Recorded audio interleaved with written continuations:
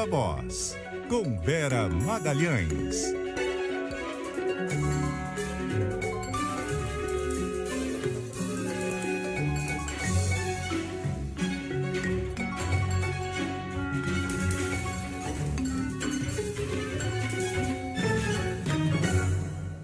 Vera.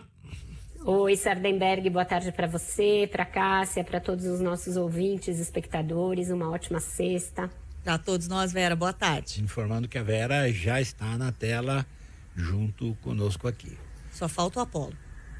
Esse está preso hoje. Ele levou uma cana para não atrapalhar. Levei bronca de uma ouvinte.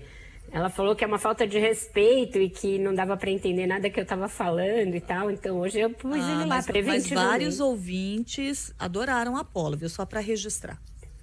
Teve até que sugeriu o Apolo para presidente, né? Terceira via. Ah, então, olha só, bem a calhar com o nosso tema de hoje, né, Sardenberg? Vamos falar a respeito de terceira via e não é só uma candidatura, né, Vera?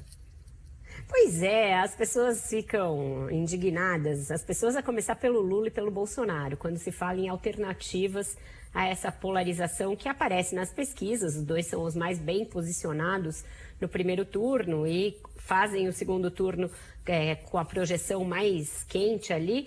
Porém, ainda tem 1 ano e tantos meses até a eleição e os partidos estão se mexendo. Voltaram a se mexer muito nos últimos dias. Ontem começou esse zum de fusão partidária de novo, que também é uma conversa que sempre vem antes de períodos eleitorais, né? Reforma eleitoral, fusão partidária, aumento de fundo partidário e candidaturas. Geralmente costuma ser nessa ordem a conversa. Então a gente está neste momento de cozinha das eleições do ano que vem. 3 partidos pensando em se fundir, o DEM, o PSL e o PP, e este pode ser o destino do Bolsonaro, o partido pelo qual o Bolsonaro vai disputar. A dúvida aí é o DEM.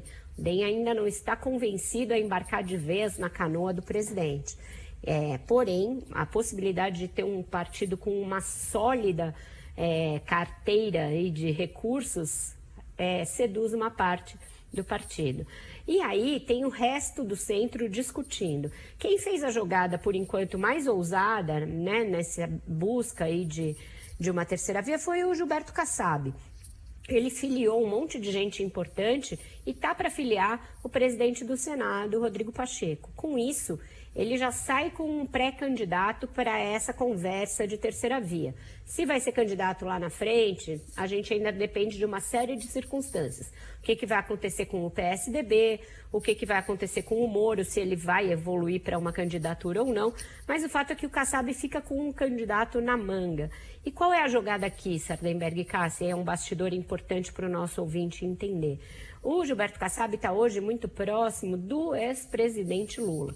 Mas ele tem dificuldade de levar o seu partido a apoiar o Lula, fazer uma aliança com o Lula já no primeiro turno. Porque o PSD não é um partido de esquerda. Ele tem lá dentro muita gente de centro e centro-direita que não vai com o Lula nos seus estados. A saber, o senador Otto Alencar da Bahia, o senador Omar Aziz, que é o presidente da CPI, o prefeito de Belo Horizonte, o Alexandre Calil, a família Bornhausen, está todo mundo dentro do PSD. Então, ele quer lançar um candidato para dividir o centro e a centro-direita e, com isso, ele faz um favor para o Lula. Divide o campo do Bolsonaro, do Moro e deixa o Lula meio correr livre pela esquerda, tendo só o Ciro Gomes como oponente. Então, o cenário mais ou menos é esse hoje. Ter o Bolsonaro, o Lula, o Ciro Gomes, já são 3. Então, portanto, não há que se falar em terceira via. Isso é uma generalização meio burra que a gente faz de vez em quando. E aí, pelo menos 2 candidatos de centro e centro-direita, podendo ser 3. O candidato do PSDB, esse candidato Rodrigo Pacheco, que está ganhando gosto pela ideia de ser candidato, e eventualmente o Sérgio Moro, que voltou ao Brasil e está conversando com o Podemos, um partido que é do senador Álvaro Dias, presidido pela Renata Abreu. Bom, então... São umas 8 vias. E o que você acha do Moro? Eu acho que ele vai acabar decidindo não ser candidato, né, Sardenberg? Tudo que ele fez na política foi mal sucedido. Ele mostrou que, como político, ele era um bom juiz de Curitiba, né? E aí ele foi para a política, não se deu bem na política e ainda manchou a sua carreira de juiz depois da Vaza Jato. Ainda tem uma galera, um eleitorado humorista, lavajatista, ainda existe, mas é menos do que era em 2016, 17 e 18. Para ele resgatar isso, eu acho que uma campanha é um terreno pantanoso para ele, porque é um terreno em que o Lula nada de braçada e ele vai ser um neófito muito ainda, milhas e milhas atrás do Lula.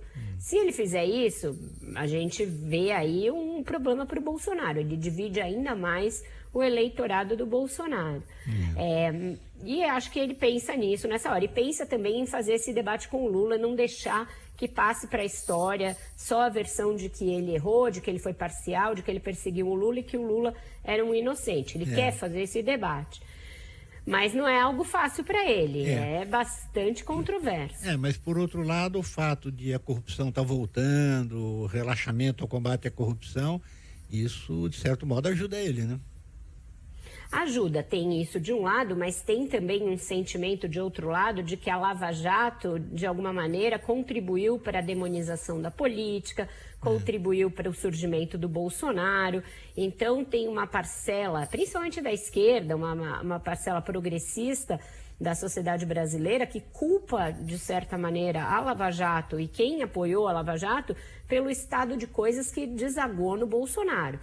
E quanto a isso, o fato do Moro ter ido ser ministro do Bolsonaro não ajuda ele em nada. Ainda que ele diga que não foi cúmplice do que ele viu, que assim que ele viu que não dava, ele saiu fora, a coisa complica um pouco para ele. Eu não sei se ele tem o couro grosso o suficiente para ir a público fazer esse debate, o debate dentro da política. Porque até agora ele debateu muito dentro das questões jurídicas, negando que ele tenha sido parcial, debateu muito dentro desse campo aí da moralidade do que ele viu dentro do governo, mas ele não foi para um debate político direto, um confronto direto tanto com o Bolsonaro quanto com o Lula ao mesmo tempo.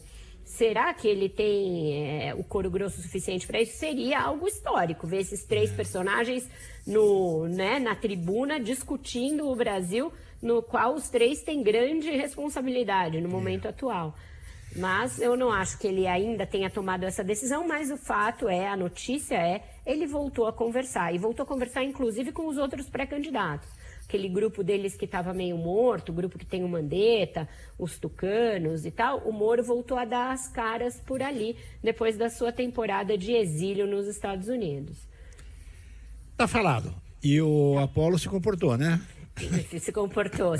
Ele está lá com a tornozeleira eletrônica, ficou cumprindo a sua pena na área de serviço. Tadinho, vamos liberar o Apolo agora. Então tá certo.